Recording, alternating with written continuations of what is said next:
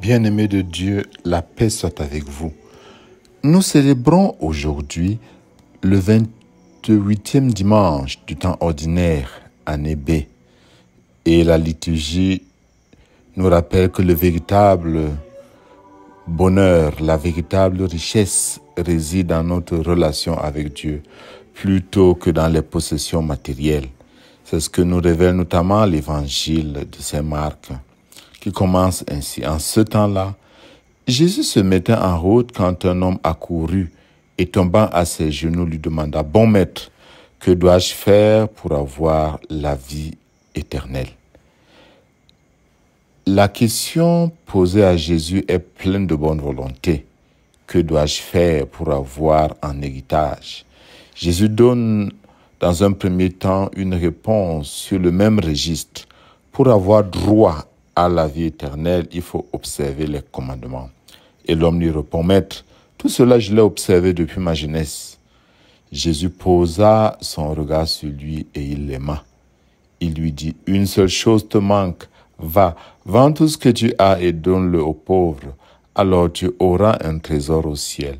Puis viens, suis-moi. » À la réponse du jeune homme, Jésus est heureux. Il pose sur lui son regard divin, son regard de tendresse. Il lui donne alors de comprendre que les commandements ne sont qu'une étape. En disant cela, Jésus lui révèle que la vie éternelle n'est pas une récompense pour demain. Elle est la vie avec lui tout de suite, hic et nunc, et pour toujours. La vie divine, la communion avec Dieu, qui est le bonheur suprême, la béatitude, est un don de Dieu, déjà présent en la personne de Jésus lui-même. Alors il faut tout quitter pour être avec Jésus, pour entrer dans le royaume. Mais cette proposition de Jésus met le doigt sur ce qui est la faille de l'existence de cet homme. Pour suivre Jésus et s'intégrer au groupe de ses disciples, il faut être libre. Une seule chose te manque. Va, vends tout ce que tu as, deviens libre. Va, vends tout ce que tu as et achète ce terrain où tu as découvert une richesse. Abandonne tout pour acquérir cette perle unique de valeur inestimable. Que fait cet homme?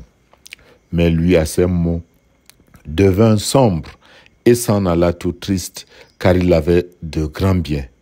Il va tout triste, il tourne le dos à la lumière. Il entre dans les ténèbres. Il vient alors de comprendre que ses richesses le tiennent, comme s'il était ficelé, comme s'il était dépendant, comme un drogué. Jésus ne peut que constater. Il sera difficile à ceux qui possèdent des richesses d'entrer dans le royaume de Dieu. Il se rend compte que les hommes préfèrent leur compte en banque à l'amour que Dieu leur propose. Ils préfèrent leur sécurité à la vie divine, à la vie éternelle. Bien-aimés de Dieu. L'attachement excessif aux biens matériels peut empêcher d'accéder à la vie éternelle. Bien que le jeune homme riche ait respecté les commandements, il n'a pas pu renoncer à ses richesses pour suivre Jésus, révélant ainsi que son véritable Dieu était l'argent.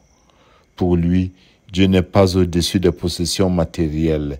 Il ne valorise pas les trésors spirituels au-dessus de tous ces trésors qui sont durables et essentiels pour une vie pleine, une vie de bonheur, d'épanouissement, pour la vie éternelle, qui cherche pourtant en courant et en s'agenouillant devant Jésus. La richesse, l'avoir, mais pas seulement, le pouvoir, le savoir, les soucis du monde, les plaisirs de la vie, le travail, la recherche d'un emploi, le succès des enfants, toutes ces choses belles créées par Dieu peuvent envahir notre cœur et devenir des faux dieux, des idoles. L'homme n'arrive jamais au bonheur par lui-même. Rappelons-nous qu'Adam, créé, reçoit son bonheur comme don de Dieu en la personne de Ève. Pendant ce temps, Marc nous dit que les disciples sont déconcertés, stupéfaits. Traditionnellement, comme nous l'indique le cas de Job, les richesses étaient considérées comme une bénédiction de Dieu. Mais Jésus insiste. Il est plus facile à un chameau de passer par le trou d'une aiguille qu'à un riche d'entrer dans le royaume de Dieu. Mais pourquoi? 5 réponses possibles. Trop souvent, nos richesses peuvent nous posséder. Ne dit-on pas que l'argent est un bon serviteur, mais un mauvais maître? Ou bien, quand les richesses sont mal acquises, elles deviennent un péché qui crie vengeance devant Dieu. Peut-être aussi parce que nos richesses ne sont pas partagées avec les plus pauvres, nous accumulons non pour donner la vie. La richesse créée peut aussi être une illusion de sécurité et de satisfaction. Enfin, peut-être parce que nos richesses nous apprennent à nous suffire par nous-mêmes et ne nous enseignent pas à être dans la position de celui qui reçoit. La réponse de Jésus est claire.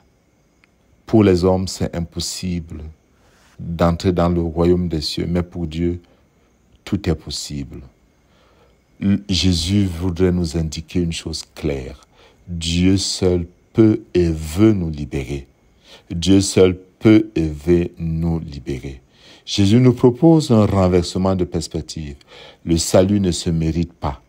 Il se reçoit à genoux dans l'action de grâce. Oui, le salut ne se mérite pas. Il se reçoit à genoux dans l'action de grâce.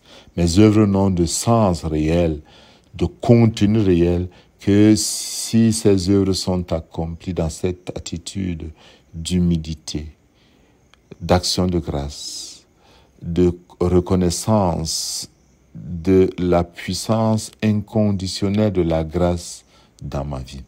Voilà pourquoi Jésus peut promettre que tous ceux qui quittent tout pour lui et l'évangile ont le centuple déjà sur cette terre et la vie éternelle. Le psaume qui nous est donné aujourd'hui nous indique aussi quelque chose de beau. Dans ce psaume, nous disons ceci: « Apprends-nous la vraie mesure de nos jours, que nos cœurs pénètrent la sagesse. » La grande sagesse qui vient de Dieu consiste effectivement à connaître la vraie mesure de nos jours. Savoir que nous ne sommes juste que des humains aux jours qui passent. Dieu seul est éternel. Les rois et les empereurs les plus puissants, les chefs de l'État et les chefs religieux ne sont ni des dieux, ni des demi-dieux. Eux aussi doivent savoir dans l'humilité rechercher la vraie mesure de leur jour. Ils doivent se recevoir à genoux dans l'action de grâce. Ce psaume nous dit également, et c'est la dernière phrase, « Consolide pour nous l'ouvrage de nos mains ». Il s'agit de l'œuvre de l'homme et de l'œuvre de Dieu. L'homme agit véritablement dans l'histoire. Il œuvre dans la création. Mais la sagesse nous donne de savoir que c'est Dieu qui donne à l'œuvre humaine sa solidité et son efficacité. Accéder au trésor du ciel nécessite de se déposséder de ces richesses terrestres. Pour cela, demandons l'esprit de la sagesse et choisissons de vivre simplement. Reconnaissons-le, la parole de Dieu proclamée, un peu de pain, un peu de vin, voilà notre vraie richesse. Que cette liturgie célébrée avec ferveur nous fasse parvenir à la gloire du ciel et que Dieu Tout-Puissant vous bénisse, le Père, le Fils et le Saint-Esprit. Amen.